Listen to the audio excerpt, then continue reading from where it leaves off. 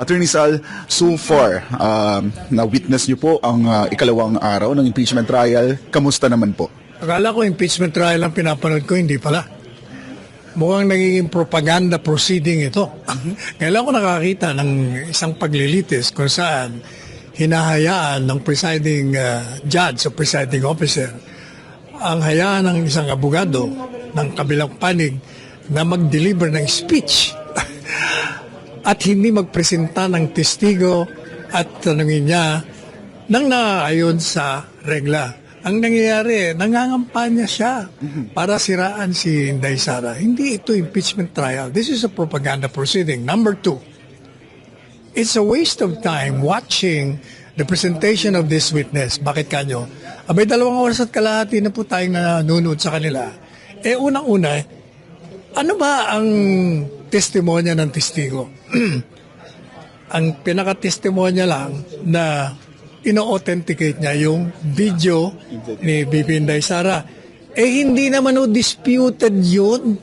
Hindi naman itinatanggi na nagsalita si BP Sara. Ang tanong lamang, yung bang mga pahayag ni BP Sara ay isang krimen o isang impeachable offense o hindi.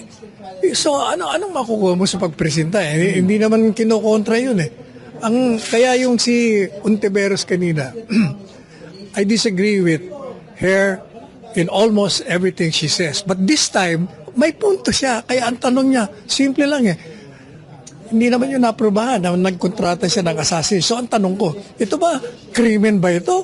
O maling asa lang ng Vice Presidente? Ang sagot niya, nag-deliver na siya ng kampanya laban ano bang klase? Ito namang presiding officer. Wala na itong ginawa, kundi palagi overrule ang objection. Kung hindi naman, pinapayagan niya. Kaya nagkamali kayo ng kuha ng presiding officer. Sir, as a lawyer, what should be done? Kailangan bang ipagpatuloy itong impeachment trial o kailangan ihinto muna? At sa tingin ninyo, sa pakikinig ko po sa inyo, ay kailangan bang palitan ang presiding officer? Unang-una, dapat talaga hindi nila pinalitan kasi constitutionally infirm yung pagpalit. Maliwanag ang saligang batas na ang Senate President ang presiding officer. Bakit ganyo? Ang Senado ang impeachment court. Sino ba ang presiding officer ng Senado? O edi yung Senate President. Also, necessarily, ang presiding officer ng impeachment court, di dapat yung Senate President. Kaya nga nakalagay sa batasyon ang Senado, ang impeachment court. Ngayon, sinasabi nila, wala naman sinasabi doon na yung Senate President ang magiging presiding officer ng impeachment court. Ang sinasabi lang doon, na pag ang presidente ang nililitis, ang Chief Justice, hindi ko maintindihan, napakasimple lang sentido common lang. Kaya nga sinabi yon kasi yun ang exception to the rule. The general rule is, since that is an impeachment court, and the Senate is the impeachment court, and the Senate President is the presiding officer of the Senate, not necessarily siya rin ang presiding officer ng impeachment court. Madali sabi, as a general rule, lahat na impeachment ng impeachable officer sa BC ay sa Senate President. Siya ang exception lang doon kung presidente. In fact, yung rules ng yung rules nga ng Senado, ginaya yung konstitusyon. Okay? Binago nila, mali pa ang pagbabago kasi hindi nila sinunod yung rules nila. Pangalawa, walang quorum nung inamyenda nila. Bakit walang quorum? May 12 lang sila, 13. Isa pa. Maliwanag yung batas. Ngayon, kung medyo nalalabuan ka, ang sinasabi ng jurisprudence at ng regla, kung nalalabuan ka sa lingwahe ng batas, pumunta ka doon sa intensyon ng mga gumuhit ng saligang batas. Ipinakita na nga kahapon na yung deliberation nagpatotoo na talagang ang Senate President ang presiding officer sa lahat ng impeachment trial kung hindi ang presidente. Ang nililitis, ano pa bang gusto nyo? Ganun lang kasimple. Ngayon, hindi pa sila tapos ng direct. Sabi ko nga, it's a useless. Kasi ba't ka magpipresenta ng isang testigo at ng ebidensya na hindi naman dinidispute ng kalaban mo? Nagwe-waste ka lang time. Kaya kung ako abogado, Pagkatapos po ng direct examination, sabi ko sa court, no cross-examination. Sir, Uwi na tayo.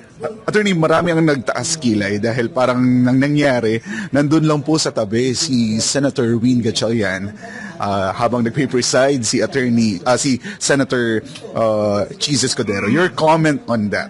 Hindi, alam mo, nung si Presidente Estrada ang ini-impeach, hindi ba ang Senate President no, si Enrile?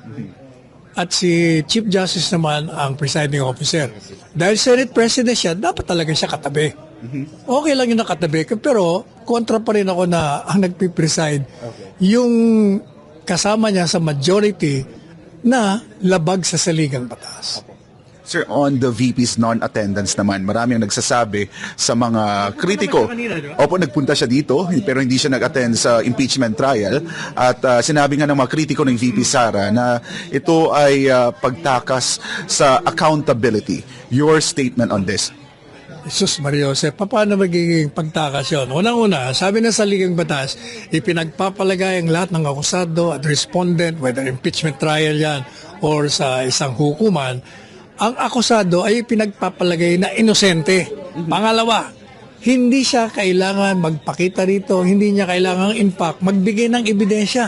Kasi sa saling batas, sinasabi, kung ikaw nag-akusa, ikaw ang magpatunay. So kung hindi mo mapapatunayan, bakit naman ako magpapatunay? Ikaw nag-aakusa sa akin. Kaya hindi siya dapat pumunta rito. Sir, malinaw na hindi lahat ng ipinipresenta ng prosecution panel ay nangangahulugan na guilty agad si VP Sara. Kagaya niya, bakit siya nagpresenta ng testigong niya? Ano bang pinapatunayan ito? Pinapatunayan niya lang na nagsalita at ino-authentic niya na ito yung video. Ano ngayon? Ang pinag-uusapan yung mga pahayag niya, isang krimen, isang impeachable offense o hindi. So useless. Sinayang mo lang ang oras ng bansa at ng court at ng lahat ng mga taong nanonood for a useless witness. It doesn't prove anything. Kasi yung pinuprubahan mo, hindi naman dinidispute ng kabila eh. May narinig ka bang na dinispute nila na, hindi sinabi yan ni Inday Sara. Sinasabi nila, tingnan yung context, ba't niya sinabi yan? Yun ay sagot sa tanong na nanganib ang buhay niya. Bakit niya sinabi yan? Kung baga, nagsusumbong siya sa taong bayan na may gustong pumatay sa akin. At ang tingin ko, ang papatay sa akin itong 3 taon to. Kaya, iganti niyo ako pag ako'y napatay. Alam niyo, yung sinasabi nila na pupugutan ng ulo, nag-iisip na papatay niya. Pwede ho kayo sa ilalim ng ating batas. Pwede niyong isipin ang pinakamarumal-dumal na krimen. You can imagine the worst of crimes. But if you do not undertake a step towards that end, hindi yung isang krimen yun. So, attorney, yung imagination, hindi yan pwedeng gawing ebidensya laban sa isang... Definitely, hindi ho. Kaya useless. Kaya ever since sinasabi ko, walang batayan ang pag-demanda kay Inday Sara. Ang talagang goal nila, siraan si Inday Sara, i-disqualify maging kandidato sa Panguluhan sa 2028. Yun lang naman talaga layo nila, wala nang iba. Para manatili sila sa kapangyarihan beyond their term.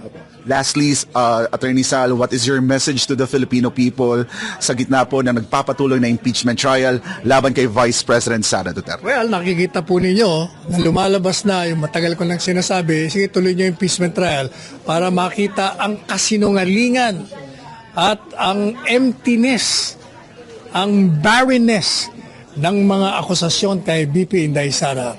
Ngayon ay kitang-kita na natin yung ebidensya na ito'y naratibo laban sa kanya, propaganda laban sa kanya, upang siraan lamang siya. Walang iba.